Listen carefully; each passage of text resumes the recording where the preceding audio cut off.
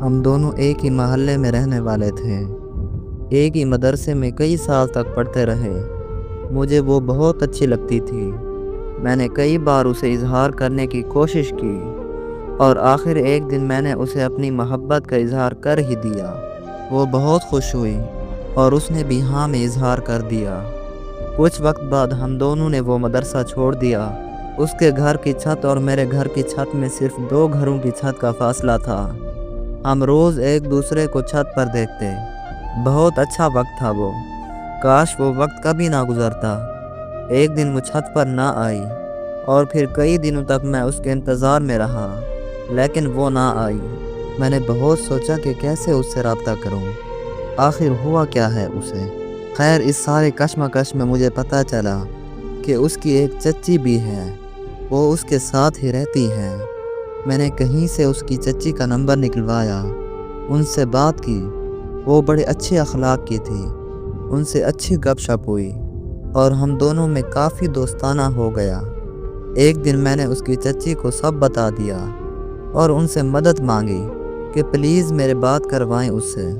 وہ سمجھ گئی اور انہوں نے میری بات کروائی۔ اس سے دوبارہ بات ہونے لگی تو اس نے کہا کہ امی کو پتہ لگا تو میرا گھر میں جینا حرام ہو جائے گا، لیکن میرے بہت اصرار پر وہ میرے ساتھ بات کرنے لگی۔ ہماری بات ہوتی رہی۔ میں نے اسے وعدہ لیا کہ ہمیشہ بات کرو گی اور میں تمہارے گھر رشتہ بھیجنا چاہ رہا ہوں، تو اپنی امی سے اجازت لو اور ہماری بات کرو۔ اس نے کہا کہ ہماری شادی نہیں ہو سکتی کیونکہ ہماری کاسٹ مختلف ہے اور باہر کسی بھی کاسٹ میں ہم رشتہ نہیں کرتے ہوتے۔ دوسرا، تم ایک غریب گھرانے کے لڑکے ہو، میرے گھر والے کبھی تم سے شادی نہیں ہونے دیں گے، اس لیے اس احساس کو یہیں دفن کر دو۔ میں بڑی تکلیف میں آیا یہ سب سن کے اور اسے سمجھایا کہ میں منا لوں گا سب کو، بس تم میرا ساتھ دو۔ اور اس نے مجھ سے وعدہ کیا کہ وہ میرا ساتھ دے گی اور مجھ سے بات کرتی رہے گی چاہے کچھ بھی ہو جائے۔ لیکن ایک دن وہی ہوا جس کا ڈر تھا مجھے۔ اس کی امی نے اس کا فون کھینچ لیا، ہمیں بات کرتے ہوئے پکڑ لیا، اسے بہت مارا اور مجھے پتہ نہیں کیا کچھ نہیں کہہ ڈالا۔ اس دن کے بعد میرا اس سے کوئی رابطہ نہیں۔ میں آج تک اس کی محبت میں مبتلا ہوں۔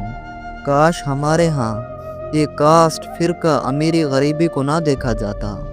کاش ہمارے ہاں دلوں میں بسی محبت اور سچے جذبات کو دیکھا جاتا۔ کاش وہ مجھے مل جاتی، کاش میں اپنی محبت کو پا لیتا۔